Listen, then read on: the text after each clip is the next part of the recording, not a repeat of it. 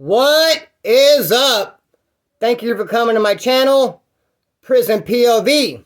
I came in here 20 minutes ago to record this video, but then I went to war with a fly. I've been trying to kill him. This was brand new when I walked in this room. I missed him, threw this at him a couple times, caused it to shatter. Then just me missing him caused it to shatter. It's been breaking apart bit by bit. And that bastard, I think, is still alive. Just bugging me. Straight bugging. This, I think, is going to be a cool video. Something that dawned on me. When you go inside the pen in California at the county jail receptions, you will notice that the woodpile, the white boys, we do fight with each other. Shit goes down. I was in a riot in Kern County Jail between us, the Bakersfield boys, against the dudes from Taft. The Woods from Taft. Taft is a city inside of Kern County. We just started bumping heads. One thought was better than the other and it turned into a riot. NorCal, SoCal, white boys, and just seems like if a car is bigger than the other, say like someone comes in, they're 15 deep, and everyone else is 5 or 6 deep. The ones that are 15 deep are going to act cocky. They probably have the keys. Absolute power corrupts absolutely. It's going to cause tension. So there is tension, and we do have fight inside our car, which we're not supposed to. It's supposed to be total unity. But a big one also is the Woods and the Skinheads. I've been in several different conflicts with the Skinheads inside the prison system. One time I'm in the building C1. Skinheads were very, very deep, like 10 deep. And they did something you're not supposed to do. They totally separated from us. They said, yes, we know that there is a key holder over the building for the Woods. There's someone in this building calling shots to the white boys. But we ourselves have a key holder within our car. And his word means more to us. We're going to listen to what he has to say more than the key holder for overall building, which is out of line. They should be listening to the dude as a building, not the dude within their car. Until he separated. To make matters worse, they all kind of lived up in one corner, and that's they kind of stayed. They did their own thing. We had to confront them a couple times because they were way too loud working out. They'd be out there working out. They'd be 1, 2, and it's like, whoa, bro, way too militant. Can you take a little bit off of that? Because it's starting to make the other races and other cars like get up and look around and group up. Like, what is that? It's causing tension. Their whole presence was causing tension because they were just too active, too militant. They separated themselves, and they just had we're better than everybody attitude. But this one dude within their car, as it always turns out, what in the hell? As it always turns out, the loudest one is the weakest. And that was the case I'm going to be telling you about right here. The dude inside their car who was the loudest, talked the most shit, acted like he was the baddest, turned out he was the weakest. And before this incident happened, it was easy to see. I spotted that right away. I could just tell. You could just read somebody. You could tell that motherfucker's weak. How they act. Because the killers, the dudes the heavy hitters, they're not loud, talking shit, acting all fucking. They're the ones that kick back and just watch and observe. They don't want to get up and start getting buck wild. Because they know when they do, it's on the cracking. Sometimes those dudes are almost afraid of themselves. And they'll keep themselves in check. Because once you get them going, bro, they'll take it to you. So they're not one to act up like this fool was all the time. And I read it like, dude, you're straight pussy. One day, and he was from Fresno. One day he's talking to one of his homeboys, a Fresno Wood, and he said to him, dude, you're just a Wood. You know, we're skinheads, you're just a Wood. Which is a total insult for a skinhead to tell a Wood, you're just a Wood. So that Wood from Fresno grabbed him by the throat and pushed him up against the wall, and they broke it up real fast. Kind of separated them. And then the skinheads were telling that skinhead from Fresno that got grabbed, like, dude, you need to go rush that Wood. Rush him. He's like, nah. He's like, as long as he apologizes, man, it's cool. They're like, that's the thing. He's not apologizing. He said, fuck you. So there's no apology. Okay, well, as long as he stays away from me, man, like, you know, it'd be cool. He hasn't stayed away from me, though. He's right here. He's standing behind you. He's staring at you, giving you dirty looks. And then he's like, well, he don't want none. They're like, yeah, actually, he does. He's like, well, I'm going to go take a shower. So that skinhead just got grabbed by his throat, going in the shower. People seen him trying to wash the finger marks off. While he's showering, the Woods tell the skinheads, you're going to discipline that dude when he gets out of the shower. You guys can handle that. Look, we planned on it, they said. We had every intention to discipline him. But when you guys push up on us and tell us we have to, we have a problem with that. And now we're not going to discipline him. You don't run our program. You don't tell us what we have to do. Like, okay, well, trip on this. Check this out. You discipline him or we're going to discipline you. It's going to be all the woodpile against you guys. You guys might be 10 deep, but we're 20 deep. And we all start grouping. Orange County, LA, Fresno, all the Woods. Because we had enough. Like, fuck this, dude. These dudes have been doing way too much. Going way too fast this entire time. And, dude, bro, fuck all that. So they saw us grouping, and they said, oh, okay, what is it you want? And discipline? Is that all? Okay, well, how? With your hands, of course. 2-on-1. It's way past putting them on rack status or making them do burpees. We want blood. You guys gonna get that ass. And he's in the shower, washing the fingerprints off, thinking everything's cool, thinking his car has his back. And he gets out, smiling and drying off. And they walk up to him, basically tell him, we're gonna get that ass. He's like, what? Drug him in, bathroom, 2-on-1'd him. And then even worse than that, told him, dude, keep skinhead out of your mouth. So he gets dressed, gets drying off. They only have one night to do with them, so he goes over to the Fresno car, the woods. He sees some Fresno. What's up, homeboys? I'm back. I'm home. They're like, nah, Charlie's homeboy. Get to step and kick rocks. You're not kicking with us.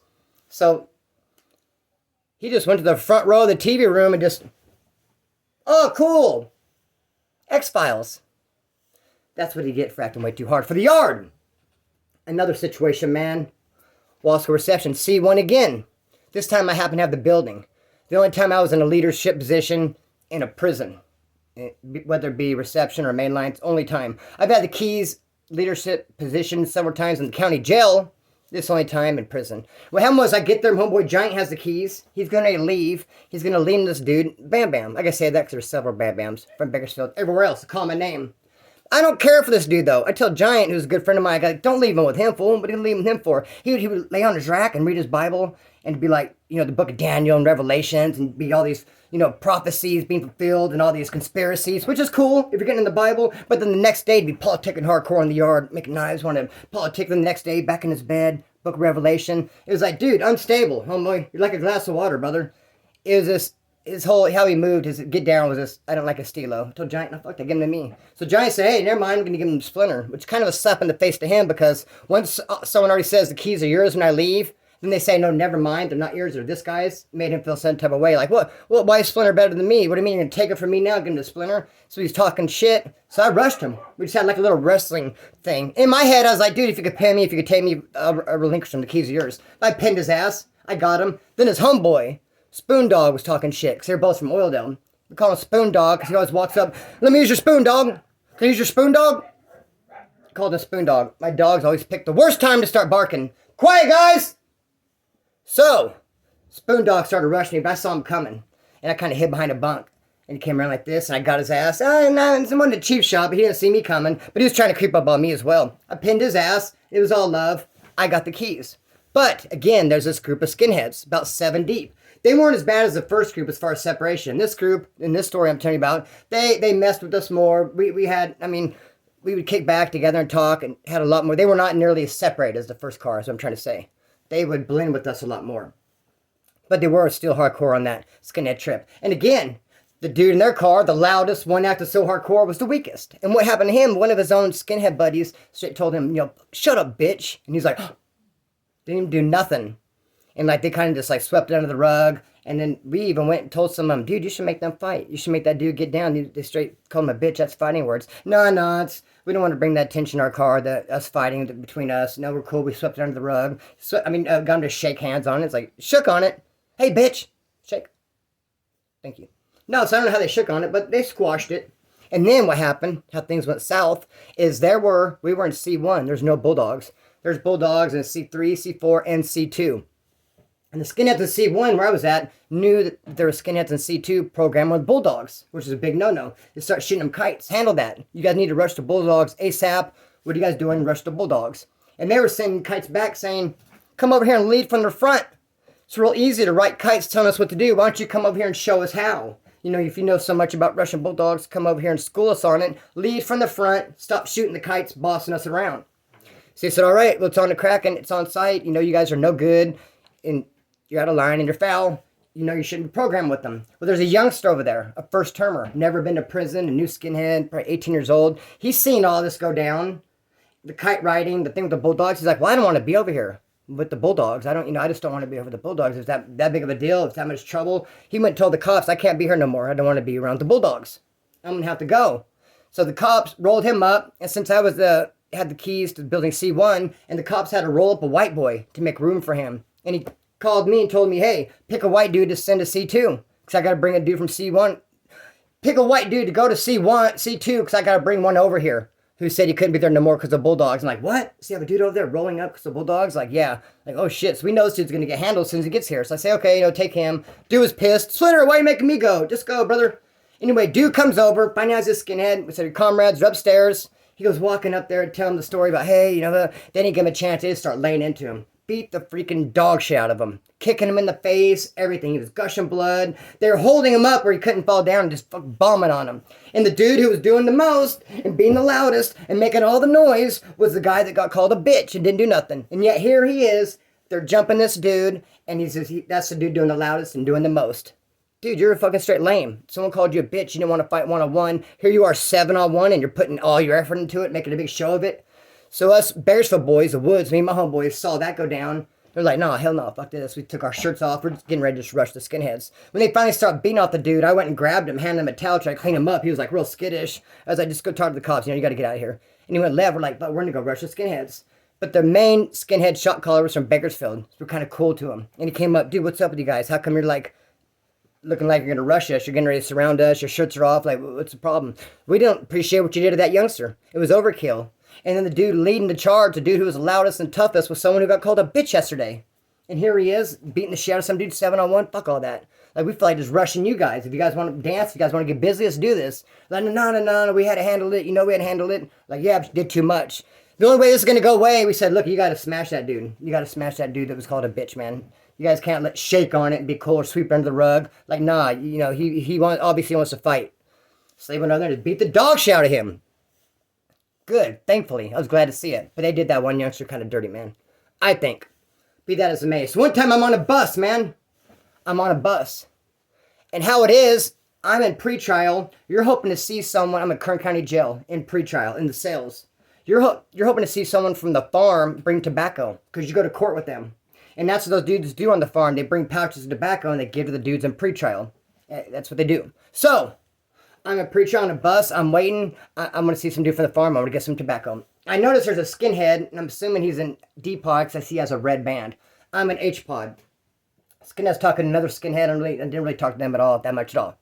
Anyways, they pick up this dude from the farm. They're going to court. We just came back. We're getting dropped off. They go to the farm first, then pretrial. So I'm done with court, getting ready to get dropped off, blah, blah, blah, blah. Just like the skinhead dude. We pick up the farmers. Dude sits next to me. I go, do you got any tobacco? Did you bring anything? He goes, yeah. But I need to go to A-pod. I want to get to my brother. I was like, I'm in D-pod. I was like, is there any woods A-pod? Like, no. I was like, no, there's no one going to A-pod. He goes, well, I brought this for my brother, man. He's like, well, since no one's going to A-pod, I guess you can have it. A black dude goes, I'm in A-pod, sitting in front of us. And the white dude goes, oh, okay. And I was, whoa, not so fast. Like, dude, you can't give it to a black dude. I go, dude, he's probably lying to you. I go, you don't know his brother. You're not in A-pod. You're lying. You're just trying to work homie for his pouch. You overheard us talking and needs to go to A-pod. So you're like, I'm in A-pod. He's like, no.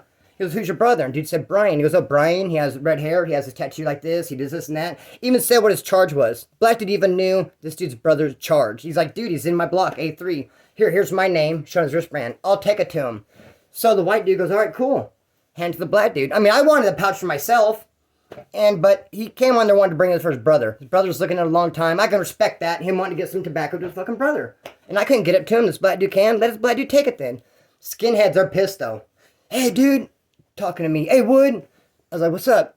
He just give that to that black dude? He gave the pouch to the black dude? I was like, no. He didn't give it to the black dude. He gave it to his brother. But the black dude's going to take it to his brother. He's like, nah, Wood, that's out of line, boy. So I got up and went back there and sat next to him. There's already two sitting there, and I scoot over, there's three of them. I was like, what's messed up? I wanted the pouch too, what? Dude, why'd you let that Wood get that pouch to the black dude? Because the black dude lives in A3 with his brother. He came on here saying, this is for my brother. Anyone in A-pod? I'm not, you're not. The black dude is. He knows his brother, even knows his fucking charge. He gave it to him. Oh, okay, dude. Yeah, okay, it's cool. I was like, yeah, I mean, I want the pouch too, man. I'm checking like someone did something wrong.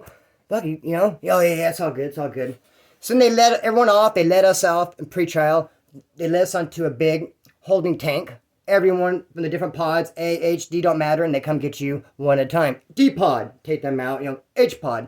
So I'm sitting there waiting with them, and I thought he was giving me some type of dirty look, so I looked at him like, everything cool, man? He's like, yeah, it just kind of tripped me out. I'd never seen a Wood hand some tobacco off to a black dude before. I was like, brother, it's the way it is, man. I went to his brother. I mean, So yeah, I know. A week later, I'm in my pod, H-pod, baby face, Wood, white boy, I was going to say from Bakersfield, but Kern County Jail. Everyone's from Bakersfield. My homeboy Babyface has the key to the block.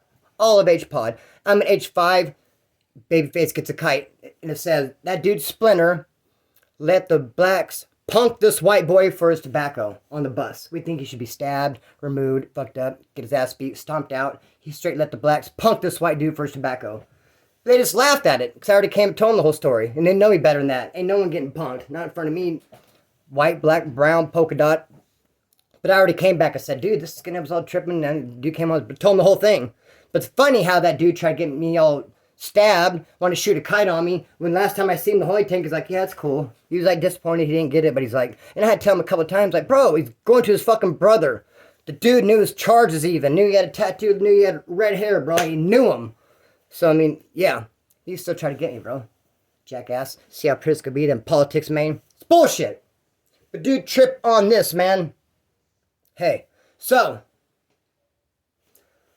I'm in A-Pod. A5, A4. Some dude, my homeboy Bodine, goes to court and shoots a pouch of tobacco. Goes to court, some dude, same situation. He's like, anyone in A-Pod? He's like, I'm an A-Pod, A4. Well, here, Splinter's an A5. Can you give this to him? Yeah, no problem. Who's Splinter? Yeah, okay, so he takes it to Skinhead. Takes my pouch, comes back to the pods. He says, I got a pouch of tobacco for Spencer. Spencer. Spencer, anyone? They're like, I don't know, never heard of a Spencer. So he goes on the doors. Down below. Hey, excuse me. A5. Hey, is there a white boy over there named Spencer? We're Spencer? Like, no, it's Spencer. He's like, all right, guess the tobacco's mine. Smokes it all up. Hey, I got a free pouch. Maybe Spencer was there and he left. Hold on real quick. Here, little Mander. Every time. So, here you go. No, I got me a free pouch. Yay. Maybe Spencer went home. Then after the tobacco's gone, someone says something about Splinter being next door. And he's like, Splinter? Did you say Splinter? That's who that tobacco was for. Whoops, sorry. Like, oh, you better tell him. So he says, hey, his name's Splinter. Sorry, dude, I had tobacco. You know Bodine? I go, yeah, it's my dog. Oh, he gave me tobacco for you, but I thought he said Spencer. No one answered to Spencer. I kept it. I was like, all right, motherfucker. I was like, put a law library slip in. We're going to a law library. Handle this. I'm telling him under the door. We're going to handle this. You burn me, dude. You know Splinter. Come on. You didn't think it was Spencer, dude. Come on now. Put a law library slip in to the Skinhead. He wasn't even from Bakersfield.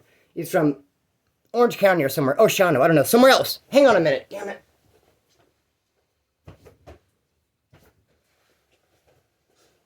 Little matter. Getting a little matter. Her baby. You guys should be used to that by now. Anyways, this Skinhead from Orange County. Somewhere. Straight thought Splinter was Spencer. Kept my pouch. Put a slip in for the law library, homeboy. Every Thursday, they pick us out to go to the law library.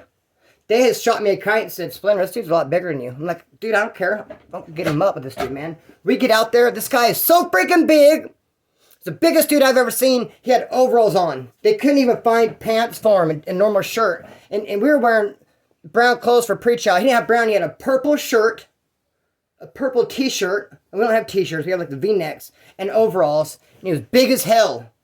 Only like 18, 19 years old. This youngster looked like, and no disrespect to this big son of a bitch, but IQ of 10, just slow. Like, immediately I saw him, I thought he really did think it was Spencer. Big as hell! And he sees me, he looks at me, he's like, I'm getting light library. He's like, hey man, I apologize. I go, apology accepted. He goes, dude, I feel bad about tobacco. I go, dude, it's only a couple cigarettes. Don't worry about it, brother. Big, tall bastard you. He's like, man, I really did think your name was Spencer. I go, dude, yeah. A lot of people have called me Spencer. Don't even trip on it. I go, dude, my mom called me yesterday morning. You know what she said? Hi, Spencer. So, I mean, it happens all the time, dude. I would not even trip on it if I were you. Where are my glasses? I don't think I need my glasses. 19 minutes. That's great. I need to go somewhat longer. So he was apologizing, and I was forgiving. I was not going to get him up with this big-ass son of a bitch. Plus, I could tell it was an honest mistake. If he's, my size, I'd probably have been a little bit less lenient, or at least maybe 6'3". But come on, 7'2" and 5'80", whatever the hell he was, dude, he's a monster. He's like, I apologize. I was like, no problem. Everyone calls me Spencer. Matter of fact, that's my new name. I'm just going to start saying Spencer's my name. What's up, Spencer?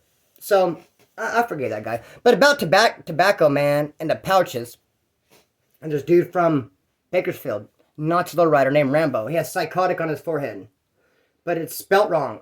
And I seen someone run the streets say to him that's spelt wrong, and he slapped him. And the slap knocked him out. And after Rambo knocked him out, he looked at me, and I was like, it looks right to me. That's how I would spell it. If you asked me how to spell it, that's how you spell it. So, but before I knew him, I'm in county jail. My wife literally divorced me. Married once upon a time, way back in the day, and hang on one time. My dog driving me crazy. Little Mander, I'm not going to bring you in the bed anymore to keep doing this.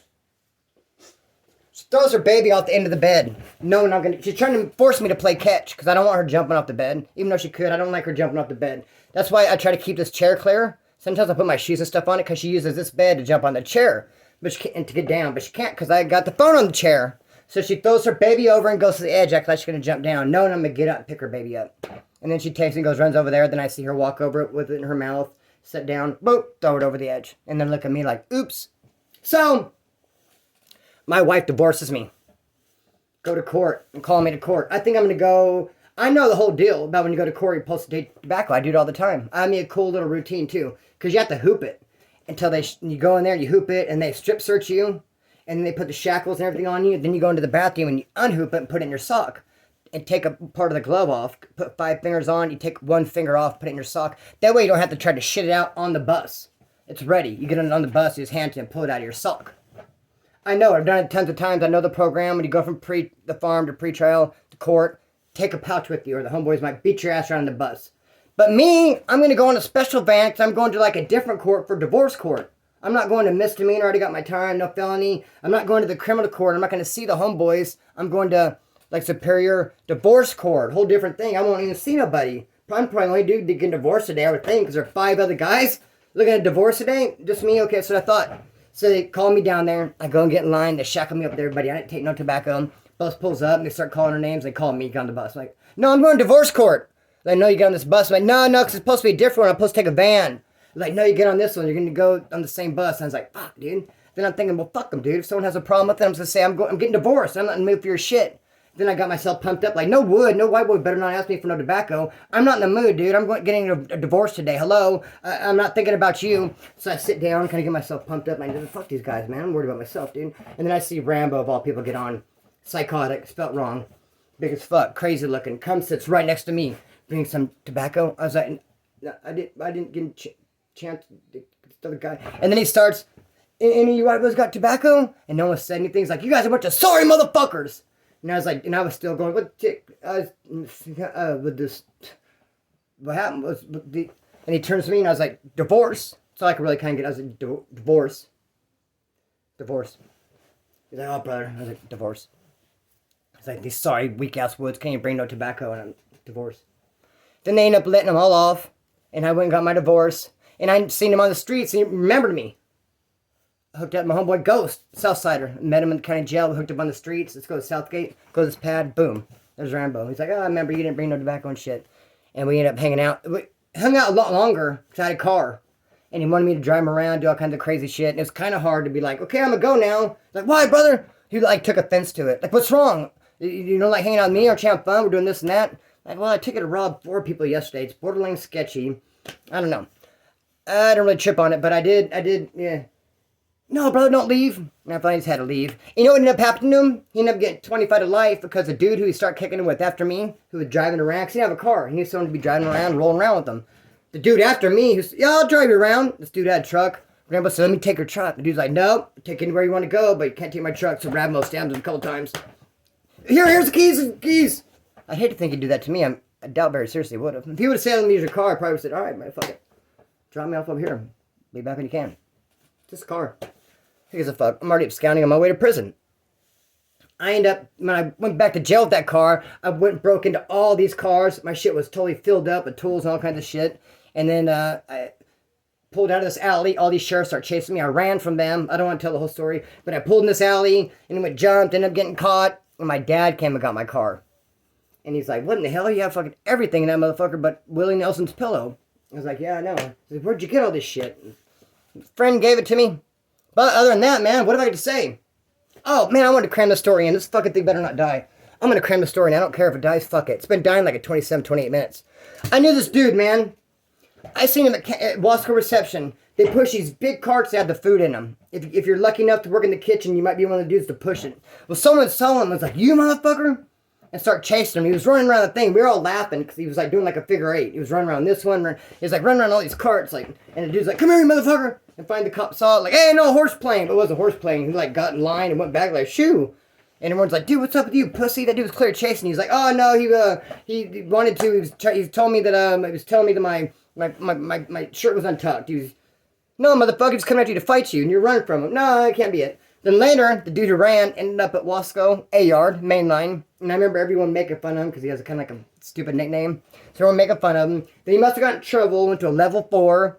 Now I heard he's county jail. Now he thinks he's all that in a big bucket of boats. There's that fucking fly. There is that fly. Now he thinks he's a badass. He's in level 4. Then I'm in Wasco Reception with them. And Wasco Reception, we're on A-Yard. Oh, I actually hit that damn thing. Did I get it? Look it. Oh, no. Would you just chip out if I grab it like that? Where's the chopsticks? Where's the chopsticks? I can catch it. We're at Wasco Reception, A-Yard. Building 5, 4, and 3 are all reception. He had the keys to Building 5. I'm in Building 3. Some skinhead from Orange County has it. And then some other dude has it, Building 2. So the dude who ran to the figure eight and did all shit and went to Wasco A-Yard with the stupid nickname, and now he's in Building 5 with the keys because he went to level 4. He thinks he's a badass. Now he wants keys to all the buildings. He wants the keys to 5, 3, 5, 4, and 3. So but he still wants the dudes in the building to have their keys. You can maintain your position of power. Oh, well, thank you very much. But I just want to be like over in charge of the dudes who are in charge. Like the final say like thing. It'd be equivalent like if I worked at McDonald's and I was a fry maker. And I was like, I want to be in charge of all the fry makers for all the McDonald's in the next 5 miles radius. Like all these other 4 McDonald's, I want to be the lead fry maker. They're like, well, you'll never see those people. So... And they already know how to make fries. They're making them just fine. So what? Can I at least just have a tag that says I'm in charge of all the fry makers out of the next 5 miles?